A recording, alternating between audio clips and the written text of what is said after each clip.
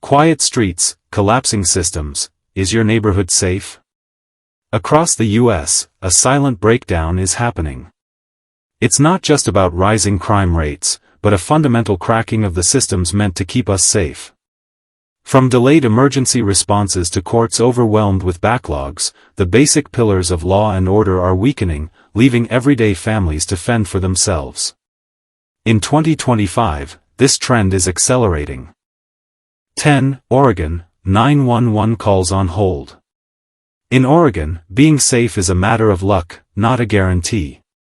In 2025, families in Portland are finding that a call to 911 might not get an immediate response. Emergency calls are facing delays of 5 minutes or longer, with some even being rerouted. The state is grappling with over 100 police officer vacancies, leaving entire neighborhoods exposed. Residents, too afraid to let their kids play outside, are turning to security apps and neighborhood watch groups. 9. New Mexico, ghost patrols. Who is watching your town after dark?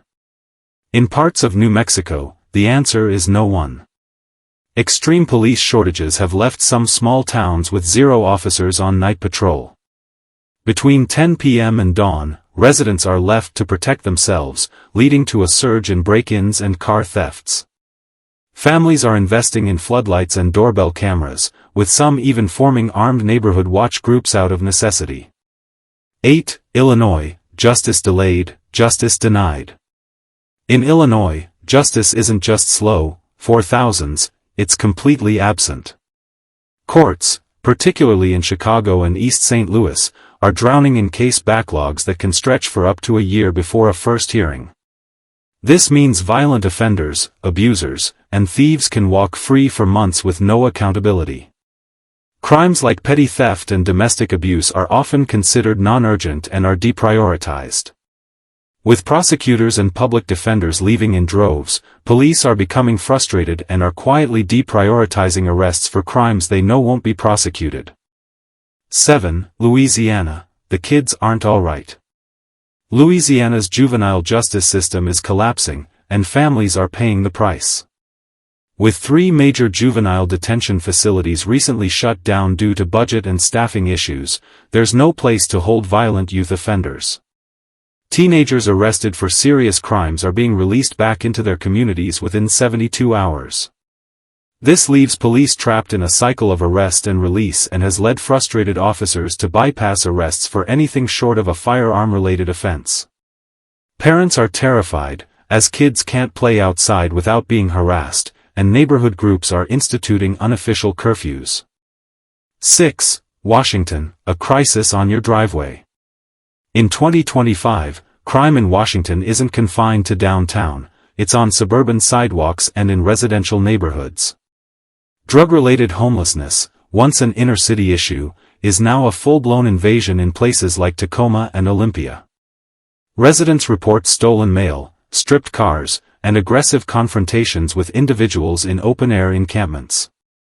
A recent survey revealed that over 40% of Seattle area homeowners have stopped calling 911 because they know nothing will happen. Police admit they are told not to pursue minor theft or public intoxication, as they are considered a waste of resources. 5. Pennsylvania, the thinning blue line.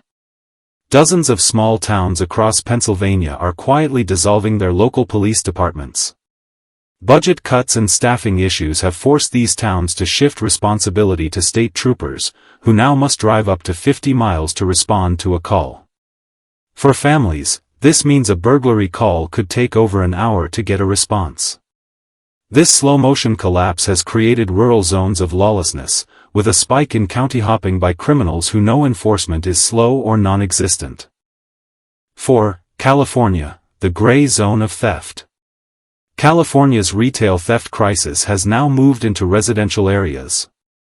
Everyday families are waking up to a new reality where theft rings are looting household essentials like power tools and cleaning supplies from backyards and garages. With prosecutors in cities like Los Angeles and San Jose refusing to pursue misdemeanor thefts under $950, criminals are pushing boundaries. These aren't desperate acts, they're calculated hits. Even when caught on camera, residents are often met with a shrug and a case number for insurance. Neighborhoods are being forced to organize their own security patrols and monitoring systems. What was once unthinkable is now the new normal, as criminals have found a gray zone where crime has no consequence. 3. Missouri, help is not coming.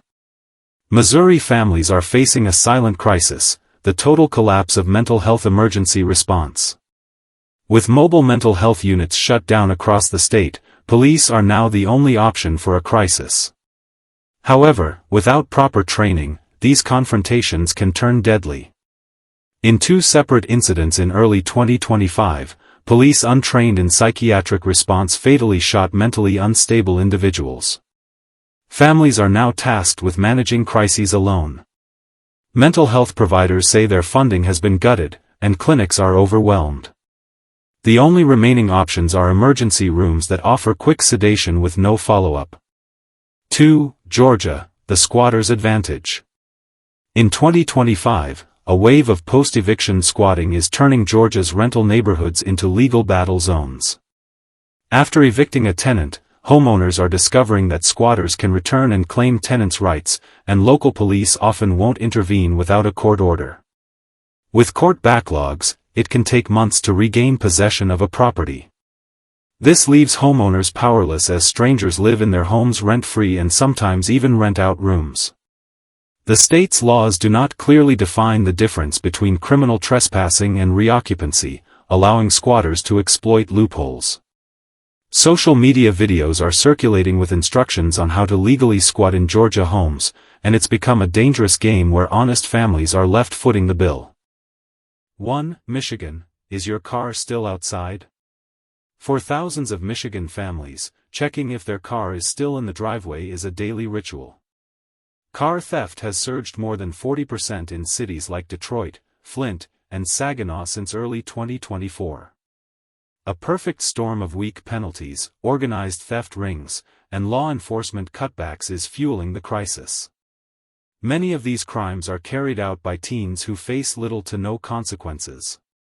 Families are fighting back with old-school methods like steering wheel locks, but for many, it's not enough. Police departments are overwhelmed, and investigations are often closed within 48 hours. Insurance companies are reacting by raising premiums or dropping coverage altogether in high-theft areas. In Michigan, your car is a moving target, and the state's response is slow and silent.